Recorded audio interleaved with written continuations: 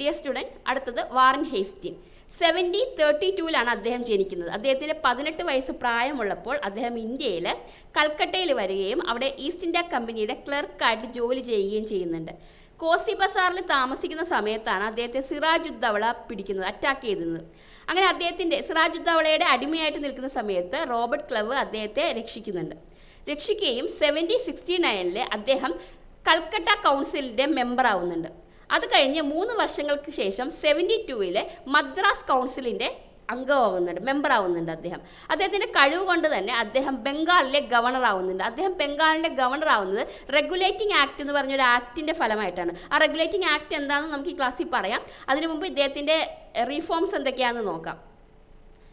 അദ്ദേഹത്തിൻ്റെ revenue reforms നമുക്ക് ആദ്യം നോക്കാം. അദ്ദേഹം പറയുന്നുണ്ട്, നമ്മൾ റവന്യൂ മാത്രം കളക്ട് ചെയ്താൽ പോരാ, ജനങ്ങൾക്ക് വേണ്ടിയിട്ട് എന്തെങ്കിലും നമ്മൾ ചെയ്യണം. അവർക്കൊരു വെൽഫെയർ സിറ്റുവേഷൻ ക്രിയേറ്റ് ചെയ്ത് കൊടുക്കണം. അഡ്മിനിസ്ട്രേഷൻ ഓഫ് ജസ്റ്റിസ് നമ്മുടെ ഉത്തരവാദിത്തമാണ്. അല്ലാതെ വെറുതെ റവന്യൂ മാത്രം കളക്ട് ചെയ്യുന്ന ഒരു മെത്തേഡ് നല്ലതല്ല എന്ന് അദ്ദേഹം വിശ്വസിക്കുകയും അതിന് വേണ്ടിയിട്ട് റവന്യൂ മാത്രമല്ല, കിട്ടുന്ന റവന്യൂവിൽ നിന്ന് ഒരു നിശ്ചിത തുക അവിടുത്തെ ജനങ്ങളുടെ ഭാവിക്ക് അവരുടെ നല്ലൊരു ജീവിത നിലവാരം ഉയർത്തുന്നതിന് വേണ്ടി ഉപയോഗിക്കാൻ അദ്ദേഹം തുടങ്ങിയിരുന്നു. അദ്ദേഹം ഡെപ്യൂട്ടി നവാബ് എന്ന് പറഞ്ഞൊരു പോസ്റ്റ് ഇല്ലാതാക്കി, അബോളിഷ് ചെയ്തു. മുർഷിദാബാദിലുണ്ടായിരുന്ന ട്രഷറി കൽക്കട്ടയിലേക്ക് മാറ്റി. അതൊക്കെ അദ്ദേഹത്തിൻ്റെ റവന്യൂ റീഫോമിൽ വരുന്നതാണ്, വളരെ ഇമ്പോർട്ടൻ്റ് ആണ്. അദ്ദേഹം റവന്യൂ ബോർഡ് രൂപീകരിച്ചു. അദ്ദേഹത്തിൻ്റെ റവന്യൂ കളക്ഷൻ എന്ന് വെച്ചാൽ വളരെ സിമ്പിളും നമുക്ക് പെട്ടെന്ന് മനസ്സിലാക്കാൻ കഴിയുന്നതുമാണ്. പെട്ടെന്ന് കണ്ടാൽ ഒരാൾക്ക് അതെങ്ങനെയാണ് ചെയ്യുന്നതെന്ന് മനസ്സിലാക്കുന്ന രീതിയിൽ ഒരു സിമ്പിൾ മെത്തേഡിലായിരുന്നു അദ്ദേഹം റവന്യൂ കളക്ട് ചെയ്തിരുന്നത്. മാത്രമല്ല പലതരത്തിലുള്ള നികുതികളും അദ്ദേഹം എടുത്തു കളയുന്നുണ്ട്. അവ്വാബ് എന്ന് പറഞ്ഞ നികുതികളൊക്കെ വെറുതെ കൂട്ടിച്ചേർത്ത നികുതികളാണ്. അതെല്ലാം അദ്ദേഹം എടുത്തു കളയുന്നുണ്ട്. അതായത് ജനങ്ങളുടെ ക്ഷേമത്തിന് വേണ്ടിയായിരുന്നു അദ്ദേഹം പ്രവർത്തിച്ചിരുന്നത്. അദ്ദേഹം അടുത്ത് ചെയ്ത കാര്യം എന്ന് വെച്ചാൽ നവാബിന് അലവൻസ് കൊടുക്കുന്നുണ്ട്. ആ കൊടുക്കുന്ന ഈ അലവൻസ് കൊടുക്കുന്നത് എന്തിനാണ്?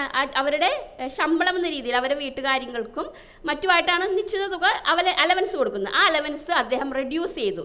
നവാബിന് കൊടുക്കുന്ന അലവൻസ് റെഡ്യൂസ് ചെയ്യുകയും ഷാ ആലം ഷായ്ക്ക് കൊടുത്തുകൊണ്ടിരുന്ന പെൻഷൻ നിർത്തലാക്കുകയും ചെയ്തു.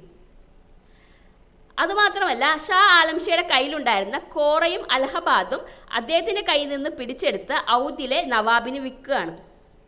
ഈ ആലം ഷായ്ക്ക് കോറയും അലഹബാദും കിട്ടിയത് എങ്ങനെയാണെന്ന് അറിയാം അല്ലേ? അലഹബാദ് ട്രീറ്റിയുടെ ഫലമായിട്ട് ബക്സർ വാറിന് ശേഷമാണ് ഒരു ട്രീറ്റി നടത്തിയ ഉടമ്പടി പ്രകാരം കിട്ടിയതാണ് ഇത് 2 സ്ഥലങ്ങളും. പക്ഷെ അത് അദ്ദേഹത്തിൻ്റെ കയ്യിൽ നിന്ന് പിടിച്ചെടുത്ത് ഔദിലെ നവാബിന് ഹേസ്റ്റിൻ വിൽക്കുന്നുണ്ട്. അതോടുകൂടി ഷാ ആലം ഷായുടെ ഒരു അധികാരമൊക്കെ നഷ്ടപ്പെട്ടു തുടങ്ങിയിരുന്നു. ഇനി അദ്ദേഹത്തിൻ്റെ ട്രേഡ് റീഫോംസ് നോക്കാം. ട്രേഡ് റീഫോംസ് എങ്ങനെയാണെന്ന് നോക്കാം. അദ്ദേഹം ബോർഡ് ഓഫ് കസ്റ്റംസ് എന്ന് പറഞ്ഞൊരു ബോർഡ് രൂപീകരിക്കുന്നുണ്ട്. കസ്റ്റംസ് ഓഫീസ് അബോളിഷ് ചെയ്ത് കളയാണ്. അങ്ങനത്തെ ഒരു ഓഫീസ് വേണ്ട എന്ന് വെച്ച് അത് അബോളിഷ് ചെയ്തിട്ട് അതിന് പകരമായിട്ട് ഗുഡ്സ് കൊണ്ടുപോകുന്നതിന് നിശ്ചിതമായിട്ടുള്ളൊരു പേയ്മെൻറ്റ് അടയ്ക്കുക, സാധനങ്ങൾ കൈമാറ്റം ചെയ്യുന്നതിന് ഒരു നിശ്ചിതമായിട്ടുള്ള പേയ്മെൻറ്റ് അടക്കുക എന്നുള്ളൊരു നിയമം കൊണ്ടുവന്നു. പിന്നെ ഇടനിലക്കാരെ ഒഴിവാക്കുകയും പർച്ചേസ് എല്ലാം ക്യാഷ് വഴിയാക്കുകയും ചെയ്തു. Uniform duty കൊണ്ടുവരാണ്.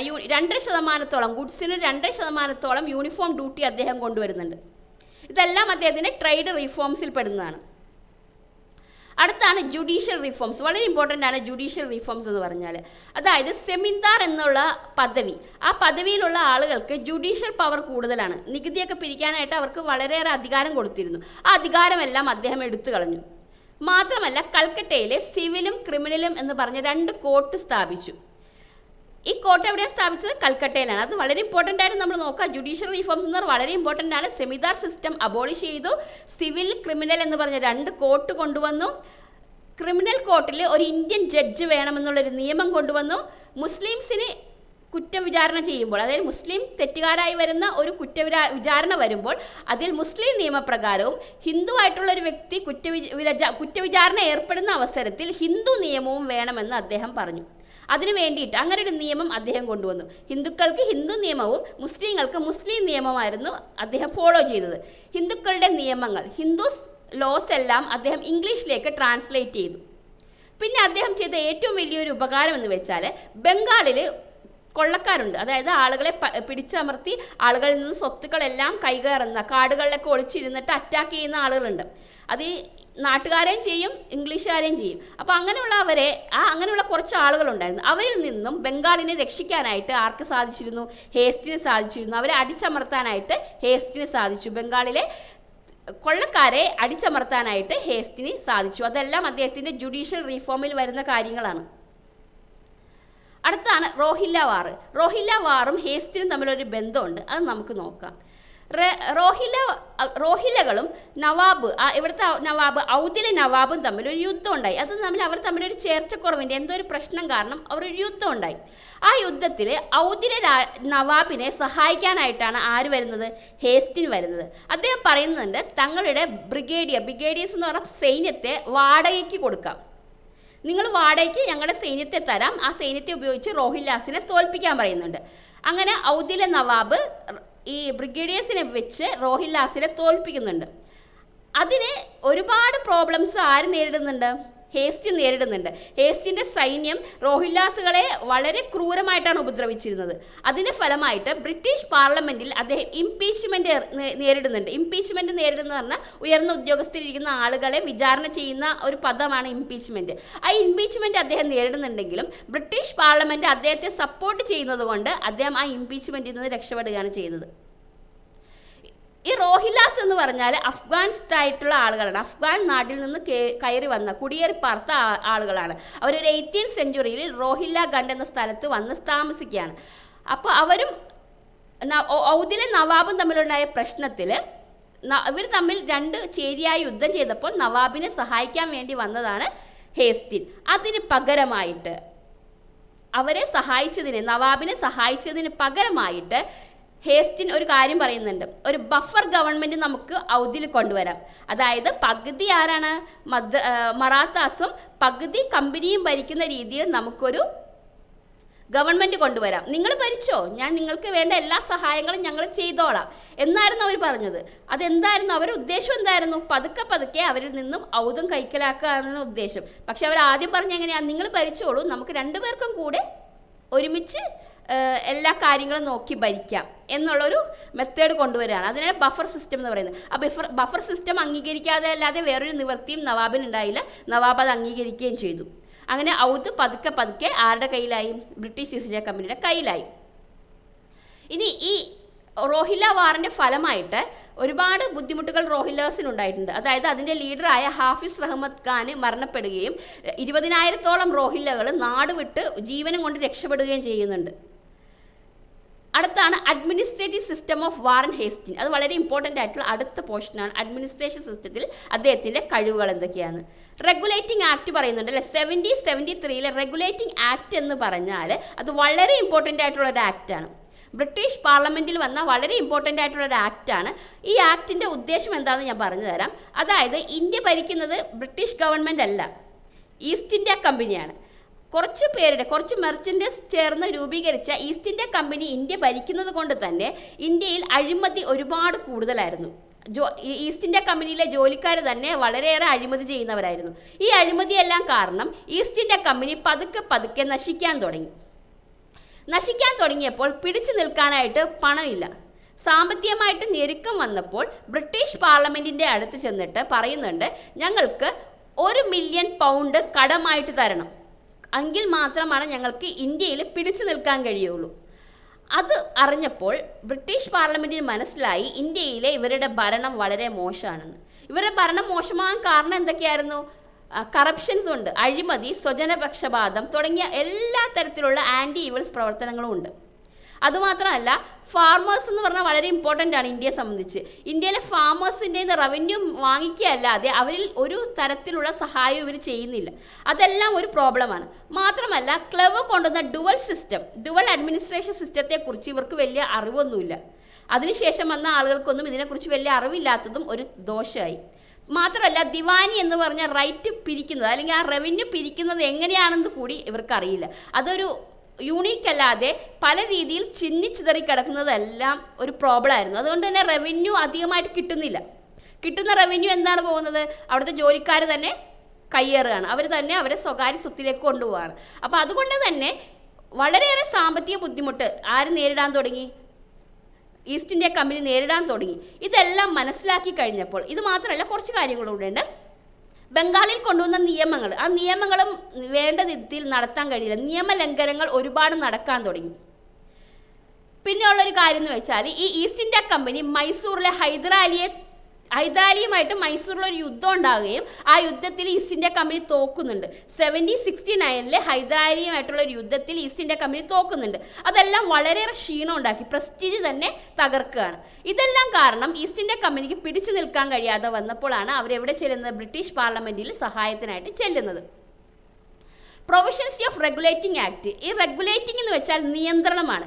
British east India company ഇന്ത്യയിൽ ഭരിക്കുന്ന സമയത്ത് ബ്രിട്ടീഷ് പാർലമെന്റ് യാതൊരു വിധത്തിലുള്ള ഭരണവും ഇന്ത്യയിൽ കൊണ്ടുവന്നിട്ടില്ല.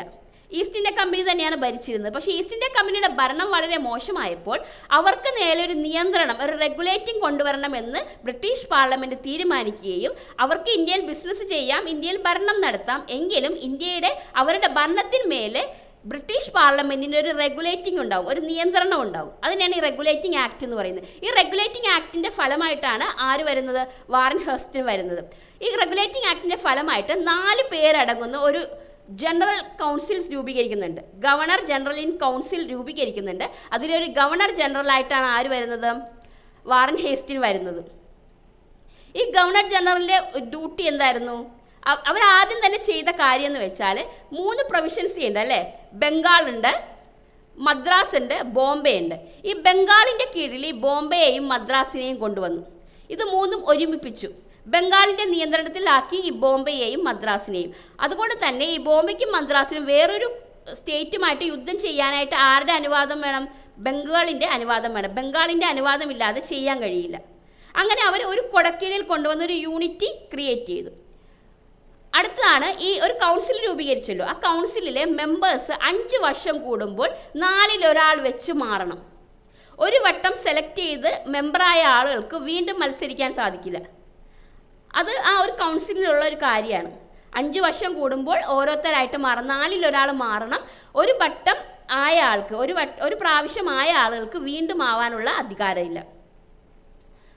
അതിനുശേഷം കമ്പനി ഒരുപാട് സഹായങ്ങൾ ബ്രിട്ടീഷ് പാർലമെൻറ്റ് ചെയ്തതുകൊണ്ട് തന്നെ കമ്പനി തങ്ങളുടെ റവന്യൂ സിസ്റ്റവും മിലിറ്ററി സിസ്റ്റവും ഒക്കെ ഒന്ന് നന്നാക്കിയെടുക്കാൻ ശ്രമിക്കുന്നുണ്ട്. അതിൻ്റെ ഫലമായിട്ട് സുപ്രീം കോർട്ടിലെ ഒരു ജഡ്ജ് വരുന്നുണ്ട്. സുപ്രീം കോർട്ട് രൂപീകരിക്കുകയും സുപ്രീം കോർട്ടിലെ ജഡ്ജായിട്ട് സർ എലീജാസ് വരുന്നുണ്ട്. പക്ഷേ ഈ സുപ്രീം കോടതിയിൽ ഇന്ത്യൻ നേറ്റീവ്സ് ആയിട്ടുള്ള ആളുകളില്ല, എല്ലാം ബ്രിട്ടീഷുകാരായിരുന്നു. അതായത് ഇന്ത്യക്കാരൊരു കുറ്റം ചെയ്തു കഴിഞ്ഞാൽ അവരെ വിചാരണ ചെയ്യാനായിട്ട് അന്യനാട്ടിൽ നിന്ന് ഒരാൾ വരുന്നതെന്ന് പറഞ്ഞാൽ ഇന്ത്യക്കാർക്ക് തന്നെ ഒരു ബുദ്ധിമുട്ടാണ്. ഇന്ത്യയിൽ നിന്നുള്ള ഒരു ജഡ്ജ് പോലും ഇല്ല. അത് ഇന്ത്യക്കാരുടെ മനസ്സിൽ വളരെയേറെ ബുദ്ധിമുട്ട് അല്ലെങ്കിൽ അമർഷം ഉണ്ടാക്കാനായിട്ട് കാരണമായിരുന്നു. അപ്പോൾ എലീജി ആയിരുന്നു ഫസ്റ്റ് ചീഫ് ജസ്റ്റിസ്. അത് നോക്കി വെക്കുക. ഇംഗ്ലണ്ടിൽ നിന്നാണ് അദ്ദേഹം വരുന്നത്. അടുത്താണ് ഡിഫക്ട്സ് ഓഫ് റെഗുലേറ്റിംഗ് ആക്ട്. ഈ റെഗുലേറ്റിംഗ് ആക്ടിൻ്റെ ഡിഫക്ട്സ് എന്തായിരുന്നു എന്ന്. അതിലൊന്നാമത്തെ നമുക്ക് പറയാം, ഗവർണർ ജനറലിന് വീറ്റോ പവർ ഉണ്ടായിരുന്നില്ല. രണ്ടാമത്തെ എന്ന് വെച്ചാൽ ആദ്യമൊക്കെ നല്ല രീതിയിലാണ് ഈസ്റ്റ് ഇന്ത്യ കമ്പനി നോക്കിയതെങ്കിലും പതുക്കെ അവരുടെ സ്വഭാവം വീണ്ടും വന്നു. റവന്യൂ കളക്ട് ചെയ്യുന്നത് മാത്രം ഇമ്പോർട്ടൻസ്, ജനങ്ങളെ നോക്കില്ല, അവർക്ക് വേണ്ടിയിട്ടുള്ള കാര്യങ്ങളൊന്നും ചെയ്യില്ല, അവരുടെ വെൽഫെയറിന് വേണ്ടിയിട്ട് ഒന്നും ചെയ്യാത്ത ഒരു സിറ്റുവേഷൻ വീണ്ടും വരാൻ തുടങ്ങി. കറപ്ഷൻസ് ഒന്നും സ്റ്റോപ്പായില്ല, വീണ്ടും കറപ്ഷൻസ് തന്നെ നടന്നുകൊണ്ടിരുന്നു. പിന്നെ സുപ്രീം കോടതിൻ്റെ പവറിനെ കുറിച്ച് വലിയൊരു ധാരണയൊന്നുമില്ല. അവർക്ക് എന്തെല്ലാം അധികാരങ്ങളുണ്ട് എന്നതിനെക്കുറിച്ചൊന്നും ഒരു ധാരണയും ഉണ്ടായില്ല. പിന്നെ എന്താണ് പാർലമെൻറ്റിൻ്റെ കൺട്രോൾ. ആ പാർലമെൻറ്റിൻ്റെ കൺട്രോളിലുള്ള ആ കൗൺസിൽ ഉണ്ടല്ലോ, 4 പേരടങ്ങുന്ന ഒരു കൗൺസിൽ രൂപീകരിക്കുന്നുണ്ടല്ലോ. അവർ റിപ്പോർട്ട് തയ്യാറാക്കണമല്ലോ. ആ റിപ്പോർട്ട് തയ്യാറാക്കിയ ആ റിപ്പോർട്ടിനെ കുറിച്ച് പോലും ഒരു വ്യക്തതയില്ല. ആ റിപ്പോർട്ട് ഫലവത്തായില്ല. എങ്ങനെ ചെയ്യണം എന്നുള്ളൊരു മെത്തേഡ് കിട്ടാതെ, അല്ലാതെ എങ്ങനെ എക്സ്പ്ലെയിൻ ചെയ്യണമെന്ന് അറിയാത്ത ഒരു സിറ്റുവേഷനിലായിട്ട് പോയി. പിന്നെ എന്താണ് സംഭവിച്ചത്? ഫാർമേഴ്സിനെ തിരിഞ്ഞു നോക്കില്ലായിരുന്നു. ഫാർമേഴ്സ് എന്ന് പറഞ്ഞാൽ ഇന്ത്യയെ സംബന്ധിച്ചൊരു നെടുന്തോണാണ്. അവരെ തിരിഞ്ഞു നോക്കില്ല. അവർ സമ്പാദിക്കുന്ന അതിൽ നിന്നും റവന്യൂ കളക്ട് ചെയ്യുക, ടാക്സ് കളക്ട് ചെയ്യുക എന്നതല്ലാതെ അവർക്ക് വേണ്ടിയിട്ടുള്ള ഒരു സഹായവും ഈസ്റ്റ് ഇന്ത്യ കമ്പനി ചെയ്യില്ല. അത് അവരുടെ ഉള്ളിലും എന്തുണ്ടാക്കുന്നുണ്ട്? ഇവർക്കെതിരെ തിരിയാനായിട്ടുള്ള ഒരു മനസ്ഥിതി ഉണ്ടാക്കുന്നുണ്ട്. പിന്നെ പതുക്കെ സുപ്രീം കോർട്ട് പറയാൻ തുടങ്ങി, ഇന്ത്യയിലുള്ള ജനങ്ങളുടെ മുഴുവൻ അധികാരവും തങ്ങൾക്കാണ്, തങ്ങൾ പറയുന്ന പോലെയാണ് ജനങ്ങൾ നടത്തേണ്ടത്, ജനങ്ങൾ അംഗീകരിക്കണം എന്നുള്ളൊരു ചിന്ത സുപ്രീം കോർട്ടിൽ വരാണ്. അതൊക്കെ ഒരു നെഗറ്റീവാണ് ഇതിൻ്റെ. അടുത്തത് ഇംഗ്ലീഷുകാരുടെ ലോസ്. സുപ്രീം കോടതിയിൽ ഞാൻ നേരത്തെ പറഞ്ഞു, ലോ എല്ലാം കൈകാര്യം ചെയ്യുന്നത് ഇംഗ്ലീഷുകാരാണ്. ഇംഗ്ലീഷുകാരുടെ ലോ ഇന്ത്യക്കാരുടെ മേൽ അടിച്ചേൽപ്പിക്കുമ്പോൾ ഇന്ത്യക്കാർക്ക് അത് സഹിക്കില്ല. ഇന്ത്യയുടെ ഒരു ജഡ്ജ് പോലും ഇല്ലാതെ ഒരു വിദേശ ശക്തി തങ്ങൾക്ക് നേരെ കുറ്റം ആരോപിക്കുകയും ശിക്ഷ വിധിക്കുകയും അവരുടെ നിയമം നമ്മുടെ മേലിൽ അടിച്ചേൽപ്പിക്കുകയും ചെയ്യുമ്പോൾ സ്വാഭാവികമായിട്ടും നമ്മൾ എന്ത് ചെയ്യും? അതിനെതിരെ തിരിയും. നമുക്കത് വേണ്ട എന്നുള്ളൊരു മൈൻഡ് നമുക്ക് വരുന്നുണ്ട്. ഇതെല്ലാം അതിൻ്റെ ഡിഫക്ട്സിൽ പെടുന്നതാണ്. എങ്കിലും ഒരുപാട് കാര്യങ്ങൾ റെഗുലേറ്റിംഗ് ആക്ട് കൊണ്ട് ഇന്ത്യക്കാർക്കുണ്ടായിട്ടുണ്ട്. അതിലൊന്നാണ് റിട്ടൺ ആയിട്ടുള്ളൊരു കോൺസ്റ്റിറ്റ്യൂഷൻ ക്രിയേറ്റ് ചെയ്യാൻ ഈ ആക്ട് സഹായിച്ചിരുന്നു. അതായത് ലിഖിതമായിട്ടുള്ളൊരു ഭരണഘടനാ നിയമം കൊണ്ടുവരാൻ സാധിച്ചിരുന്നു.